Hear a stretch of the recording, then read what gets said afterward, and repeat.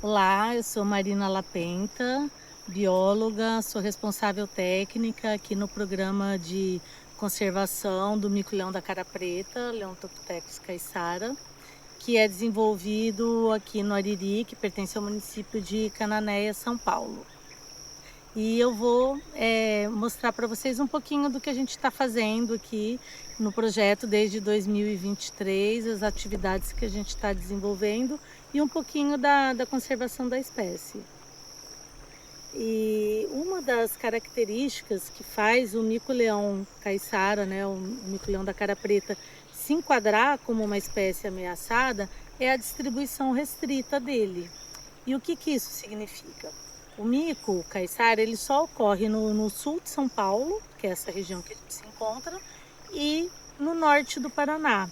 E antes, apesar da distribuição ser restrita, ela era, né, uma distribuição única. Mas na década de 60 foi aberto o canal do Varadouro e acabou separando essas duas populações. Então hoje a gente tem duas populações, uma no Paraná e outra em São Paulo, tornando, né, a espécie mais restrita ainda na sua distribuição e aumentando os perigos para a conservação da espécie. Por quê? Vocês imaginam se essa espécie só ocorre num único lugar, se aparece um tornado, se a floresta pega fogo, se aparece uma doença grave que atinge essa população, eles não têm como sobreviver, né? A gente não tem população em cativeiro dessa espécie, então a gente não tem de onde fazer uma reintrodução, como conseguir resgatar indivíduos e salvar a espécie. Então, por isso, a distribuição é um dos fatores que contam no status da população, né? O quanto ela é ameaçada ou não. Bom, aqui no projeto a gente usa vários métodos para acompanhar a população. A gente faz desde levantamento populacional até coleta de dados, né, de comportamento e ecologia. Então a gente trabalha com playback. E o que é o playback? É a caixinha de som que a gente usa reproduzindo uma vocalização da espécie. Então a gente usa trilhas, transectos, em trilhas na mata, e de 100 em 100 metros a gente vai soltando o playback com a vocalização deles, para que se eles estiverem no entorno, eles respondam essa vocalização.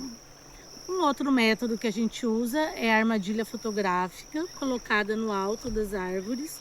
Geralmente a gente faz uma ceva, uma isca de banana em frente a essa câmera para atrair os micos que passarem ali na região.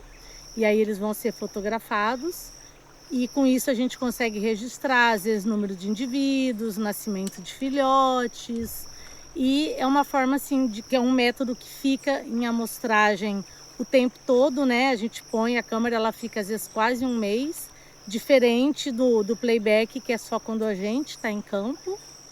Além disso, a gente tem gravadores autônomos, que são gravadores colocados na mata, que eles vão registrar a vocalização dos micos.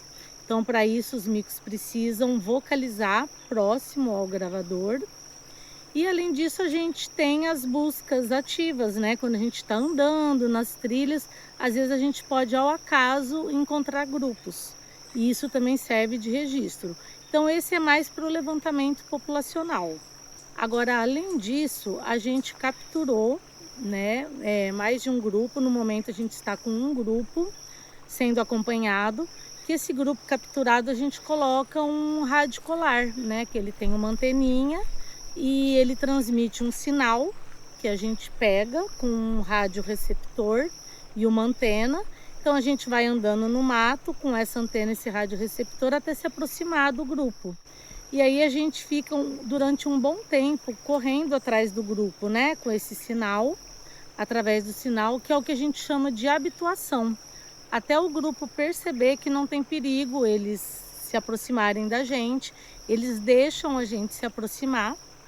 E a partir desse momento, né, quando eles estão habituados com a gente pode começar a coletar dados. Dados de ecologia, de comportamento, de dieta, área de uso, aonde eles estão percorrendo. Então essa é a parte final do estudo.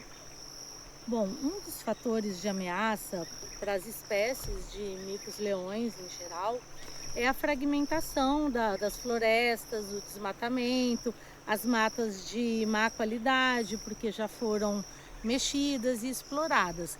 Aqui no caso do Ariri, é uma área muito bem conservada de Mata Atlântica.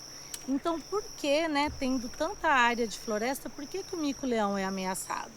Então, a gente chegou à conclusão que não é só o tamanho da mata, a qualidade de modo geral, a conexão entre os fragmentos de floresta. São algumas características do microhábitat que a espécie precisa para sobreviver que tem que ser levados em conta. Então aqui, por exemplo, o mico-leão caiçara, ele gosta muito de áreas de brejo, de áreas alagadas. Então, às vezes a gente passa por fora de uma floresta e fala, nossa, que floresta imensa, deve ter um monte de bicho, um monte de mico. E não necessariamente, porque dentro daquela área dele, nem tudo ele pode usar, né? Então, o mico-leão caiçara, ele precisa de florestas que tenham bastante água, que sejam de baixa altitude, eles gostam assim de um nível bem baixo de floresta, eles não usam morro, serra. Então tudo isso acaba restringindo a espécie para que ela, né, permaneça ameaçada por essas características que ela precisa para viver. A gente tem vários desafios para conseguir estudar o mico caiçara. Um desses desafios é chegar até aqui no Ariri, né? Uma região um pouco de difícil acesso, a gente só tem uma estrada que chega até aqui, ou barco, não é qualquer tipo de carro, né, veículo que chega. Aí chegando aqui a gente tem que ter uma base, então a gente tem que ter uma casa, biólogos que venham até aqui para executar o projeto, contato com moradores locais para descobrir pessoas que possam nos ajudar, que conheçam as áreas ou os micos, que conheçam o trabalho, que conheçam a região. Então, todas essas são dificuldades que a gente leva um tempo até a gente conseguir implementar mesmo o projeto, começar de fato o trabalho, a coletar dados. Tem todo um preparo anterior. E quando a gente começa o projeto mesmo, a gente tem outras dificuldades ainda. Essa é uma região de Mata Atlântica, né, litoral, com isso chove muito. Então, depende do dia, a gente não consegue trabalhar porque está chovendo muito. Se está chovendo, os micos quase não locomovem, não respondem ao playback. Além disso, as trilhas alagam muito.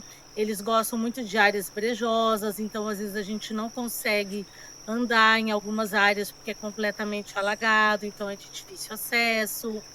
Aí a gente tem mudanças de temperatura muito grandes, né? No inverno aqui faz muito frio, assim como no verão é muito quente, é difícil de a gente andar nas trilhas pelo calor, insetos.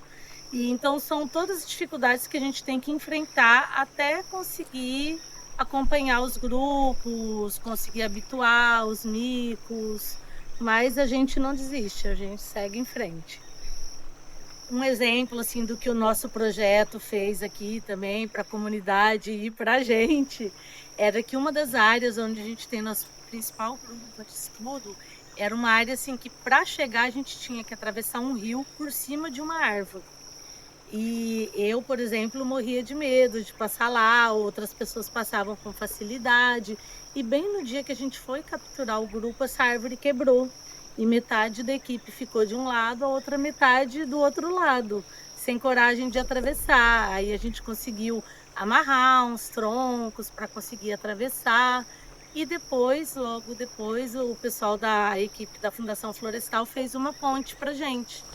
Então isso ficou ótimo, porque a gente conseguiu acesso para a floresta e para os micos, e a comunidade ganhou uma ponte ali de acesso para eles também. Olá, meu nome é Gisele Lescano, eu sou bióloga, eu faço parte da equipe técnica do projeto do mico-leão da cara preta aqui em Ariri. O meu trabalho ele fica resumido em a gente poder ir atrás do mico, utilizando, né, o método de playback, fazendo track nas trilhas, usando o GPS para marcar as nossas rotas. A gente também coloca câmeras, né, para poder localizar as áreas que esses animais utilizam e composição do grupo, então quantos grupos tem, quantidade de indivíduo para o grupo, se nasceu filhote. Então, tudo isso acaba contribuindo aí para a gente entender como esses animais usam o habitat aqui no Ariri. E uma das coisas que a gente utiliza muito, que é fundamental, né, quando a gente vai fazer nossas trilhas, os nossos transectos, é o GPS. Eu uso um aplicativo utilizado ao Pinquest, que ele utiliza satélites, né, para fazer a rota, né? Então ele vai marcando toda a rota que a gente faz no meio da vegetação. E através dessa rota a gente consegue entender também o caminho que o mico está utilizando, e é uma forma da gente se localizar dentro do mato e poder sair caso a gente se perca ou vai para uma outra área que a gente não conhece. Então é um registro que a gente faz, né? Eu uso meu celular para demarcar esses lugares que a gente utiliza. E uma das grandes coisas, né, que é o mais difícil do projeto, é a gente conseguir registrar esse animal, uma foto, porque são animais rápidos, que ficam, às vezes, em lugares altos, que a gente não consegue alcançar. E eu estou levando a minha câmera durante os nossos trabalhos, e eu consegui registrar uma foto desses animais, uma foto bonita. E eu estou muito feliz com isso, e foi um grande feito, assim, que eu me orgulho. Quando a gente realiza a captura dos animais, a gente também faz uma demarcação, né, no rabo da cauda deles, que isso faz com que a gente individualize os animais. Então a gente tem uma marcação por cada indivíduo e dessa forma a gente consegue identificá-los. Quando a gente faz a fotografia dos animais em campo, também ajuda a gente saber se esses animais, ver quem é que está ali, quem é que está comendo, quem está dormindo, quem está fazendo catação com qual indivíduo, que a catação é pegar inseto um no outro. Então ajuda a gente a entender se o grupo está todo completo, se algum animal saiu do grupo. Então isso é um dado muito importante que ajuda a gente também a compreender como esses animais estão andando na vegetação e utilizando essa vegetação ao entorno. Um dos métodos que a gente utiliza é a habituação. O que é a habituação? Como os animais já estão com rádio polar, a gente vai seguindo esses animais com a antena, e aí a habituação é a gente andando junto deles na vegetação, e aí eles vão acostumando um pouco com a gente, né, até eles começarem a ter os seus comportamentos naturais sem fugir da gente. Então eles vão se acostumar, é literalmente se acostumar com a gente mesmo. E aí isso é habituar, é fazer com que eles se acostumem com a gente. E aí, nesse momento, a gente consegue conferir também o grupo, né? E contando quantos indivíduos tem. E esses dias a gente foi fazer esse processo de habituação e os micos ficaram rodando dentro de um brejo, tentando enganar a gente. A gente ficou rodando, a gente ia olhar no GPS, a gente estava lá rodando. A gente falou, meu Deus, eles vão para onde? Eles ficaram realmente enganando a gente, porque eles não queriam mostrar o caminho que eles iam fazer. Então a gente ficou rodando em volta deles e deu uma canseira na gente. Oi, meu nome é Luciane Abud, eu sou bióloga, eu participo do projeto do mico caiçara aqui na região de Cananéia, no Ariri. E eu faço parte da equipe técnica. E uma das funções, né, que a equipe técnica faz aqui é fazer os trackings e soltar os playbacks para ver se a gente localiza mais algum grupo de indivíduos aqui do mico caiçara. E geralmente a gente faz esse agrupamento de equipe em duplas. Geralmente essa dupla é composta por uma pessoa local e uma pessoa composta pela equipe técnica, geralmente um biólogo que vem de fora.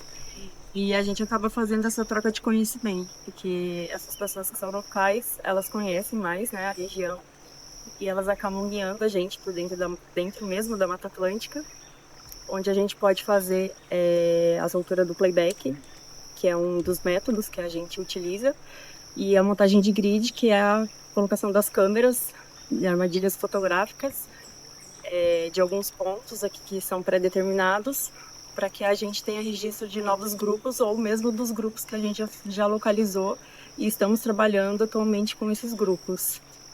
E a gente acaba montando esse cronograma, analisando mais ou menos as habilidades de cada um. O que cada um tem facilidade em fazer, porque para colocar essas câmeras tem que subir em árvores, então qual tem habilidade para subir, quem tem mais habilidade para lidar com o GPS, para marcar o ponto. Então a gente acaba montando o cronograma e as duplas a partir dessa análise de habilidades que cada um pode acabar desenvolvendo, né, em campo, e para que a gente possa exercer um trabalho com mais eficiência. E acho que para alguns assim os maiores desafios realmente assim são os obstáculos naturais dentro das trilhas, né, porque tem muitos rios aqui e a gente acaba encontrando pontes naturais, né, que são troncos caídos. Aí a gente acaba tendo que passar essas pinguelas, acaba pegando muito brejo, atolando. Hoje não, né? A gente sempre acaba perdendo botas. Eu acabei perdendo uma bota um dia, tendo que tirar o pé de dentro da bota e caçando a bota dentro do brejo. E o importante também da gente sempre andar em dupla, a questão de segurança, é que um acaba sempre ajudando o outro, apoiando o outro, para a gente sempre retornar em segurança e que tudo sempre correndo bem. E todo dia, ao final do campo, a gente atualiza as planilhas, né, com as localizações das câmeras, com os quilômetros que nós fazemos, porque nós temos que atingir 30 quilômetros de playback, né, por campanha. Então, nós temos que atualizar esses dados nas planilhas e também temos que montar o cronograma do dia seguinte e assim sucessivamente. Então, a gente finaliza o dia atualizando esses dados e também montando esses cronogramas para que no dia seguinte já esteja tudo ok e a gente dê prosseguimento ao projeto.